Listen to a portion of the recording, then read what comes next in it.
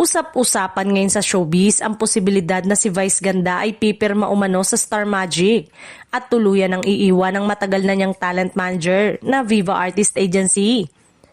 Mabilis na kumalat ang espekulasyong ito sa social media matapos mapansin ng mga netizen ang mas madalas na pakikipag-ugnayan ng kabogable star sa ilang kapamilya executive at artist na hawak ng Star Magic. Ayon sa ilang taga-subaybay, tila malapit na umano si Vice Ganda sa pamunuan ng Star Magic, lalo na't nananatili siyang mainstay ng ABS-CBN sa pamamagitan ng It's Showtime at iba't ibang proyekto sa telebisyon at pelikula. Dahil dito, hindi maiwasang magtanong ang publiko kung may kinalaman ba ito sa posibleng pagbabago ng kanyang talent management.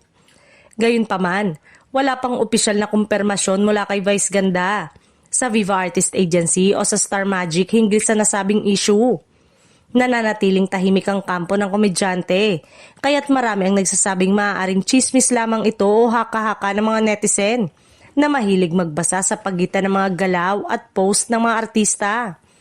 Matatanda ang matagal nang konektado si Vice Ganda sa Viva na siyang humahawak sa malaking bahagi ng kanyang karera sa pelikula at iba pang endorsement. Sa kabilang banda, matibay din ang kanyang ugnayan sa ABS-CBN na patuloy na nagbibigay sa kanya ng mga proyektong tumatatak sa masa at sa ratings. Sa ngayon, mananatili muna sa antas ng usap-usapan ng balitang ito hanggat walang malinaw na pahayag mula sa mga sangkot. Para sa mga tagahanga, ang mahalaga ay patuloy na napapanood at napapakinggan si Vice Ganda kahit ano pa man ang maging direksyon ng kanyang karir at management sa mga susunod na buwan.